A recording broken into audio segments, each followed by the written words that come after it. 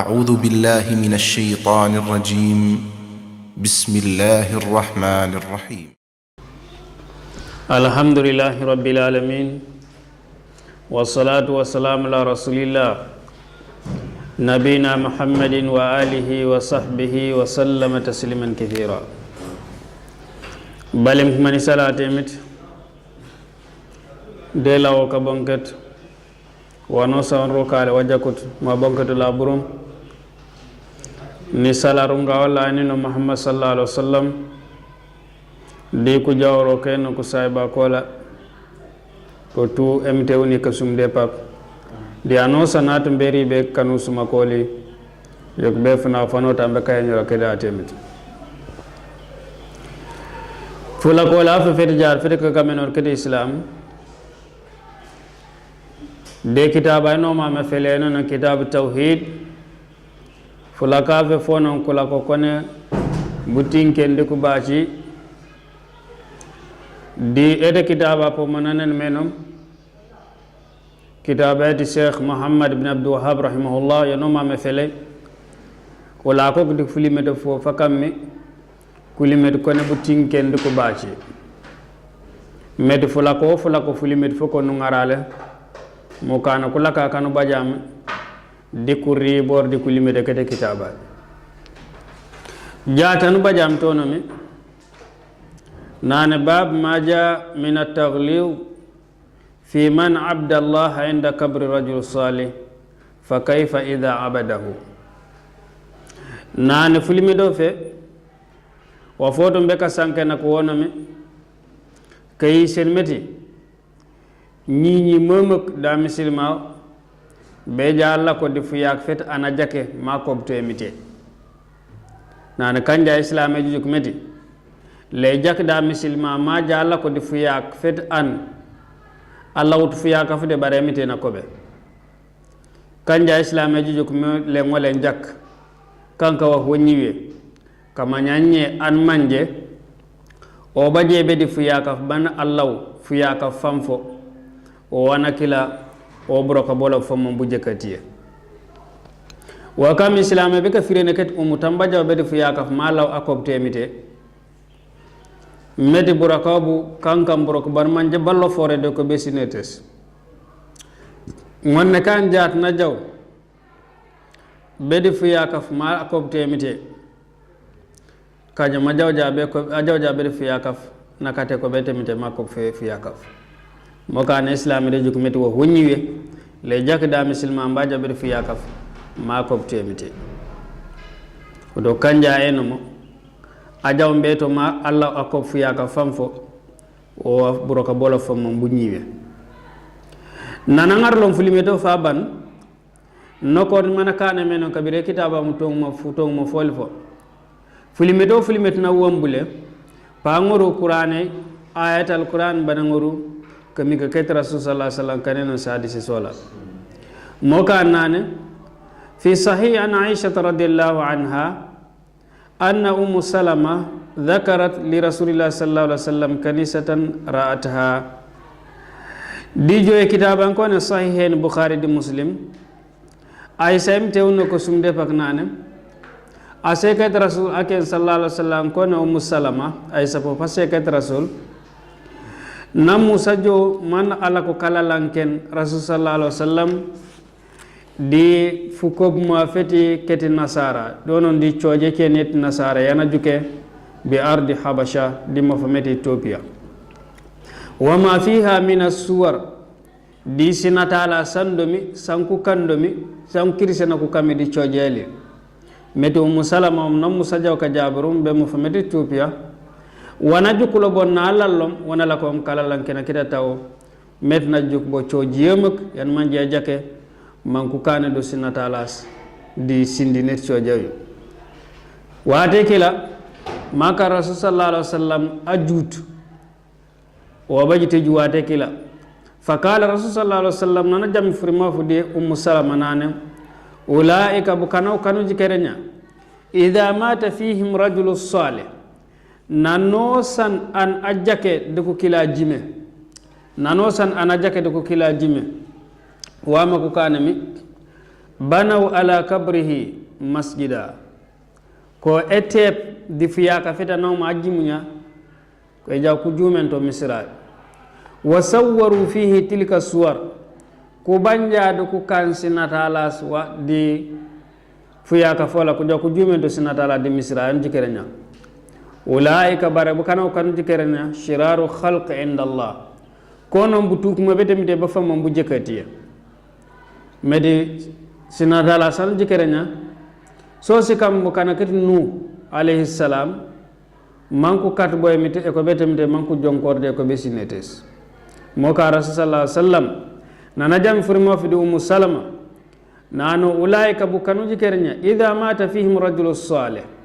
nano san ana ajake de ko kila jime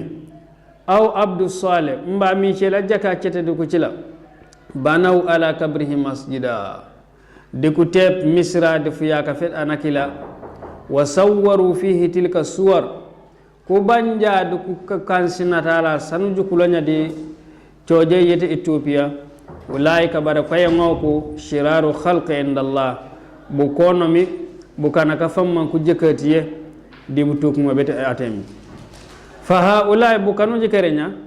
jama'u bayna fitnatayn koku man ku jojene ma jekatiye mon mo gaba wa wajakut wono gaba ku ngara ku jojen fitnatu kubur wa fitnatu tamathil nane ma jekata ma fam mu tongande ku cila bonomi e ko bis ku yakak wa gabantena wonom sinatala sa ku nganya ku jumento med sinatala su kanka wa hon manje wonyiwe mo ka rasul sallallahu alaihi wasallam nane inna ashadda an-nas adhaba yawm al-qiyamah al-musawwirun nane bukana kam bugala boli bote famma mburiye fana fati yawm al-qiyamah ko no bukana kan manje kana taliam bukana dijo hadise ke rasul sallallahu alaihi wasallam nane funa fati yawmal qiyamah kuna taliya sinatala sanku kammi di duniye atem di beka nguru sinatala sikila manku jojeni so manko ni jikan sutas di sinatala su man si jaw nokon man atem atu ko meno oto kanka wa hon manje wonyiwe amisilma be jabe fiyaka mako fiyaka mba jabe fiyaka manana be ko temite do tuwa won manje wonyiwe walahuma anha qalat nane di jodi sahih bukhari di muslim di hadise ken aisha nane lamma nuzila bi rasulillah sallallahu alaihi wasallam tafiqa yatra khamisat na rasul sallallahu alaihi wasallam kabir nam buju so bola buremi kola kom kuseka kola ko ngar ka fulak kuseno ka fulko kila fana ngare ma asusu bola ka sulen fo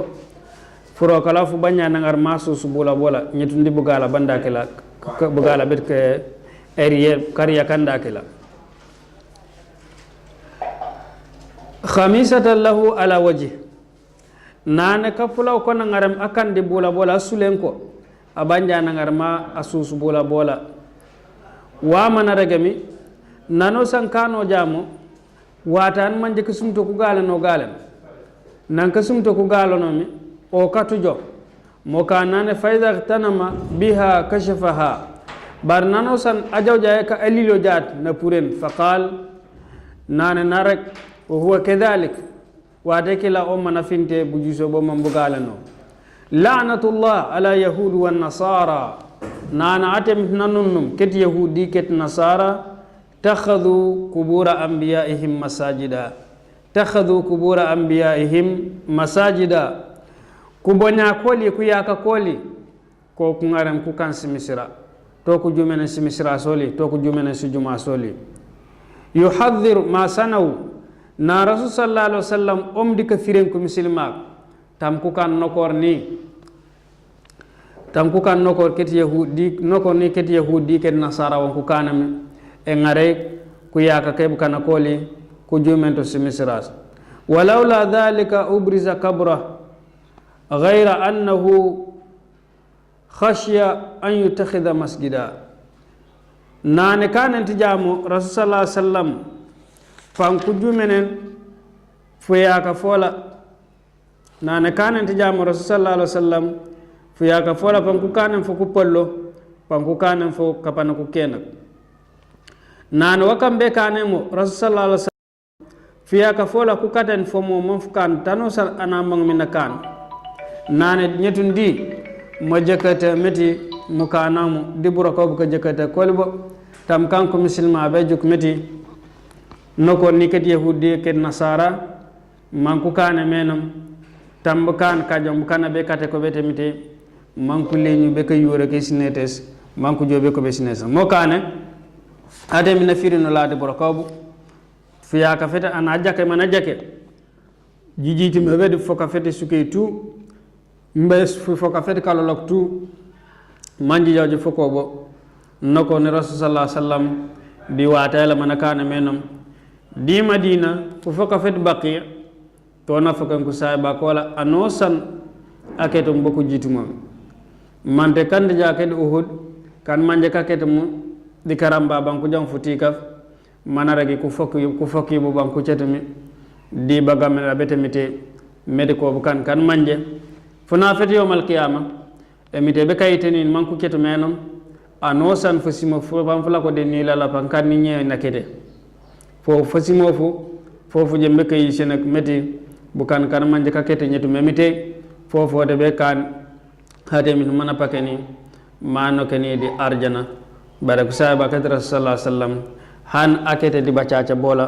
ko tubu kan ketar jana nokon mana atem tarak menom wa kullan wa'ada Allahu al-husna atem nane ko tu ni sene meti ko bukan ketar arjana ko tu ni sene meti bukan ketar arjana ko tu ni manjana meti ko bukan ketar arjana ko do kanjay nam ula nu pinora momok ano sambuley be ngar anawiya beje foko di misra mba beje foko di juma mba be foko banjat nu jobe tepto kalembis medo tep jaado kalembis ku kilap ngolam ko nafo wafwa ano nano sana keti ja bayt wata be karambeno kanti ja broko bola bajaka banaro ko bawujime di bukana kola kanja wafna kati balim ko won manje wajake wote be seno bacam wali muslimi jawla jawde kitabat muslim an jundub ibn abdallah nane jundub ibn abdallah am tewno ko sumde fa qala nane sami'tu rasulullah sallallahu alaihi wasallam ni janjam da bo nyate mite am tewno ko sumde fa qabla an yamuta bi khamsin wa huwa yaqul jandi obe jime jandi obe cete warne kuna ko ne futok o derege furima fe inni abra'u ila allah nane ngeni setenoro be bar atemit an yakuna li minkum khalil kurum bi bad apala di muyu fa inna allaha takhadani khalila atem nasafan saf apala kama takhada ibrahima khalila nokor ni manasaf ibrahima khalila nokor manasaf ibrahima bapala beno walau kuntu muttakhidan min ummati khalilan nan kane ja panjak dinje misaf apala di kayo ngakumbo oke latakhastu ababakar khalila abubakar ne tumbe sofe apala ala nan malegen wa inna man kana qablakum bukana kayonga kawujum jandim muyu kanu yattakhiduna kubura anbiyaihim masajida nan ko bukana ko kila buko kula ko la ko kuyaka keto ko bonya koli ko ku ngaram ku teb simisras ko ku sofen simisras oli ala nan jikatbo malegen fala tattakhidhu kubura masajida takum jingar kuyaka jikan ko simisra fa inni anhaakum an dhalik njom dika firenu di buraka bakilabu bengar fuyak o kamfo misra mba betep misra ban anayana ket jokano do di misra wana montu malla ko dikal misakiya tambujitu mbo dikal misakatemte met ana umango monumango aketi jat le tuman kal misakta naw morem manko fokoto manjila worto bara foku manko pureno dikal misak han kan kal misakola fu manko pureno de ko manko jitu mo betiken oto umanja manko pureno dikal misakola o manko foko dikal misakola takum mankan wanu manto dikal misakiya no jitu be dikal misakata atemit adam nan wa annal masajida lillah fala tad'u ma allahi ahada atem nane semisiras burum atem takiso takum jikando wa huken wana mufde ko betem de kebyo odo kanja enamo ko muslima ko waran kulli noro fama mukana moli ko be ngoro ana wali ajime manku joku foko di misira mba nawlo ala to mabban ti ken pujojo ku cena na wala keti jad le ku jitu mo be fuya ka foka fete suke du ku foko sinde banjaare ku joku tepto kalmis ku cen du ko du sankay fa ku cen du ku yabendo ciura do tukan ka hon man jiwete jim meta ketum wa hoy duniye amanje to bo wano san bayto wate be kana fo kanta jawana rokomi mba ana duwo jat duwe pesop am temin pa bonketo ku ñolo po pendi ku ñina baje ko bo kulaw jamite me bonketo mi te pe bonketo kuro ko jama jake manka nakile isi mu jake majake mu cilaw po jawjuk amite pe senoto po bacam kanja wa nakate mana kankana nan manje ala kene kamanjem kana dineli kana ha manjem ko karo kene dineli pa bajunto bacam mba on ko ne sadaqatu jariya mba e kolon nawoke han kane di sindela nawoke o kana ko karane mba bu borna luke han kane sindela na luke bo kana ko kariyebo mba han kane sunukur nga sab sariye bu bor bu kila sunukur nga sab salake di bine te be bor bu kila do tuba chambe barakila woto anu sanu ragal mankan fona fanotu mbe pure duniye baj wax wanote be kat babe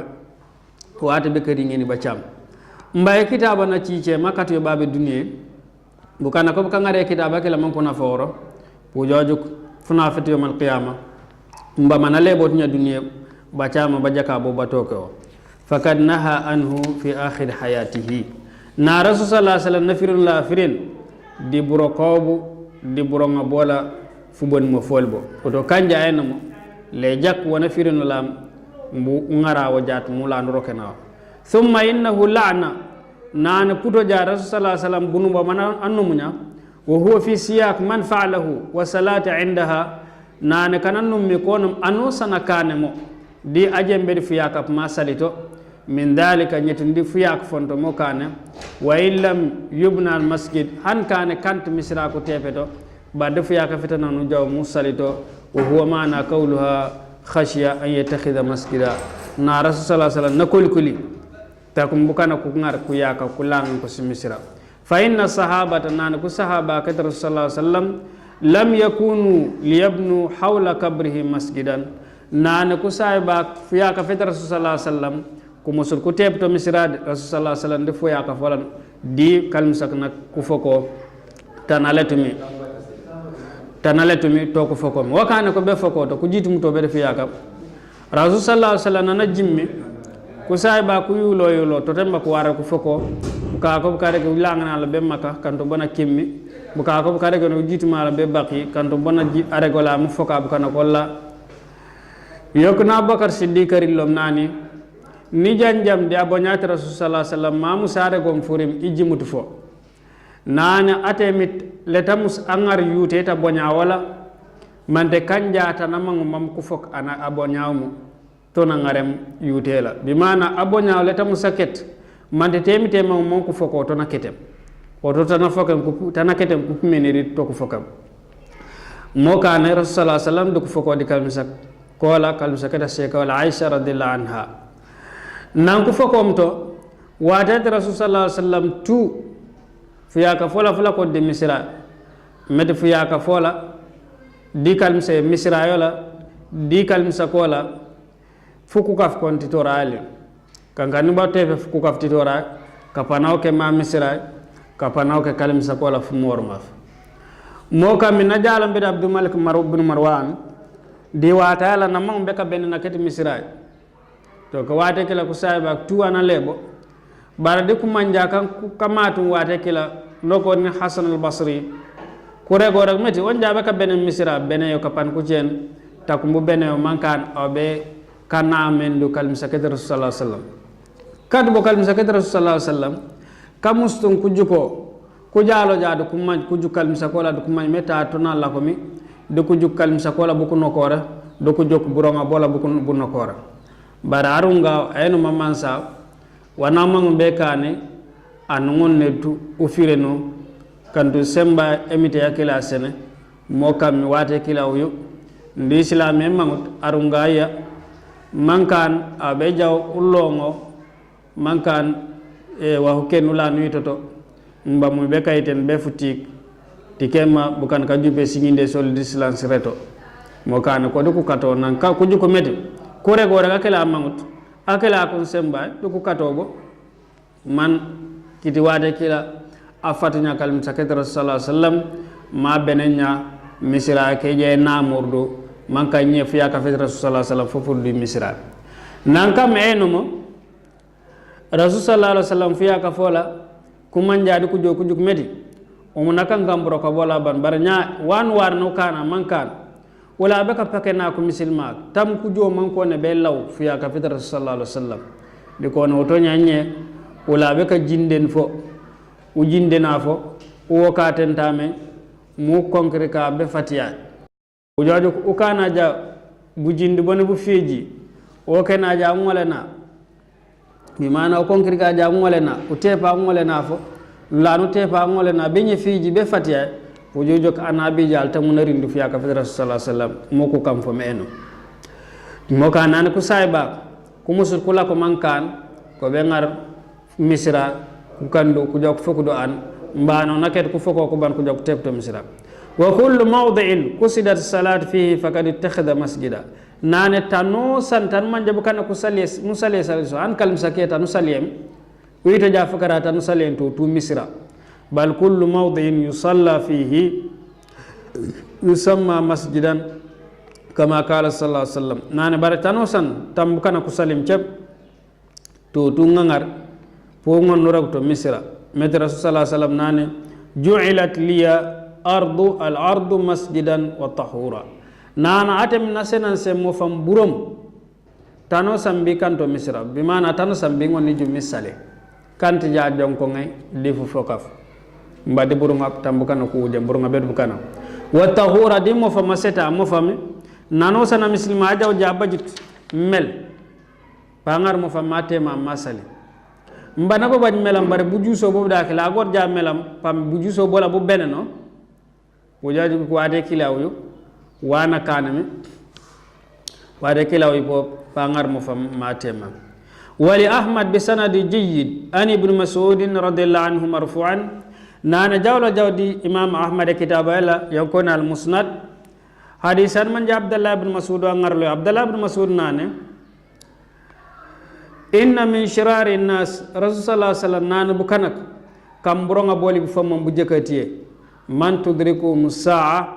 bukana kam fu ban ma fe duniye fu tokum wa hum ahya ko bo man koronga med fu ban ma fe duniye o jaaju ko wata kila bukana le ko manji wayno me mite kana be kala ko no jam acen namma ni janjam no ko fana ko la do ko rek la ilaha illallah no ni jam jam ko fana do ko rek la ilaha illallah kan ko la le ko manji kasali le ko manji som le ko manji hije le ko manji ko puren jaka wano sawon manje weti islam ko manje to bare pambay du ko kila okon nan kula ko jaka mi ko wate ke nan bare non ni jame jam kun fana du ko rek la ilaha illallah mo ka rasulullah sallallahu alaihi wasallam nane bukana kam buronga boli bu famam bu jekati ko non bukana kam fu bon mo fe duniya fotu be toke ko bo man koronga emite pakana la de mate wate kilaw po jaju meti bukana ku kila buku ko buronga boli mom bote be famam bu jekati meti buleput panku ngolen ko kambo mado juku jaar kana bulepto bu jipoji po mano san bare pam baj okon di wala ke mite wonumi wa huwa jupe ku tete ku kanirit wa kambe kana mo wono islam ko manje mite ko manje bara bu kana katum be mate wate kila ko be kam bu kan manje ku manjute mit ku manjute islam mo kana buleput bano sampo ko be kambo mo ka rasul sallallahu alaihi wasallam nanola kamburonga boli bote be famum bu jekati ko no kana katum be mate fu bani mo fi dunya walladhina yattakhidhuna qubura masajida dibu kana ko kamburonga boli bu famum bu jekati ka famum ku lepute ka ngaram si misras ku kando ku yak ana wali na cicet no foko ban no joju mento misra ba misra manji tepe misra tepe ban ana yana ket no jowo ko do de misra manji foko do tu kanka wa han manji woni wi di islam kuma nja kanka ndo ko meti misra yano san kanja sindine misra ana do man ko foke kanka na anokon kanka wawuje anokon bara ana do di sindine misra ko foko misra kila ka saliya le ku jakudo ano sanu salido ka saliya ke ku jakut medra rasul sallallahu alaihi wasallam nane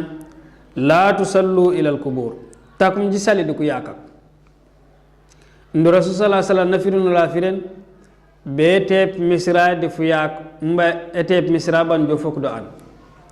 kuma nja ko ne do bajo jatu wa wara muka wono nan kanja anaw ji foka ji ban ji jawji tep to misra ine misra kile war ne beti kanja muy bate be misra ban di ji ngoru anaw ji fokudo ine anakilo mu juwar ji fokulo man jaji fokodo foka fe ko musulman man walen jak misra kile ana sali jado ka sala ko la du ko jak bare nyeme kanja misra man ji tepe ji ban di joji fokto anaw ji fokto sindine misra tengre misra ji foke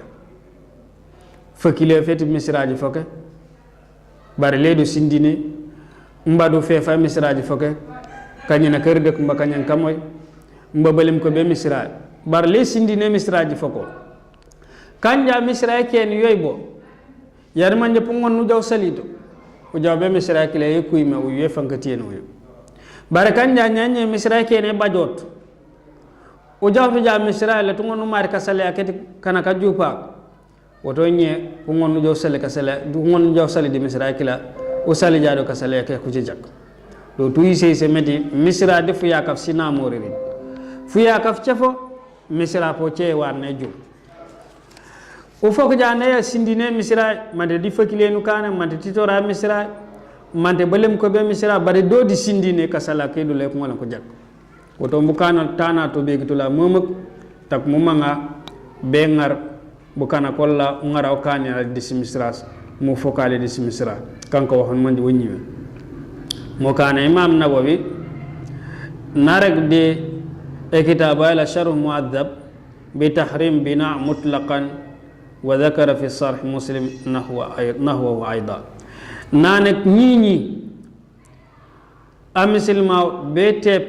di fiya ka fet an anaya ket maban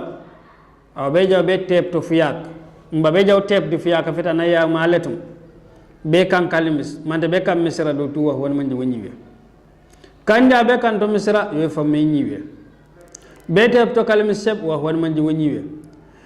sibulo ko sanot nya be jay tepe di fiya ka fet anay yaw o ngar ja simente kila mu jaw sen anan manja bajit si wono rosia di kan no mamma anay yaw ma jim nyangar baraja ba cilaw ba ngar ba chama ba kilaw bu o jawjuk anay be bojunto baraje bar nyaaw jaw non simente ban jaw teb di kalmisa anaya man teb nya kalmisa endo anet sambon kalmisa kanot nya be tebe ko ngon ko pakeno e bola endo anet arjana kalmisa kiya ko nona fa masoleti ko endo ande sambon kalmisa kiya ko ngola ko pakeno bugal banosal endo anet arjana kalmisa kiya ko abaytu ko aba soloto ko woto baraw jaw sen anaken asolami di ombo manaronge po jojo ana yaw ma jim ñawbe bajunto ba cham ye fa nga bajina fa o be jaw tep di kalmisa di fiya ka fitana ya an man jajim inye me di fula ko la fe taate no taala bere be fula ko la fu cen njom ne law atemit asen la fi fa ba ka ka matan la fa na ka fet jaat mbaro ma sen la fi fa ba ka na sen la ju na pakeno la bugal bano sabeti dunya di beti mal kiyama ko jigere ko jantena burom emite bonka de burom ati wala ne no basa ne no kaso foral emite seno fi fa baka de seneju de chamu ba cham bajake enyeme tata no taala bere do ngano la bebe fola ko la fiken subhanaka allahumma bihamdik ashhadu an la ilaha illa anta astaghfiruka wa atubu ilaik wassalamu alaikum wa rahmatullahi wa barakatuh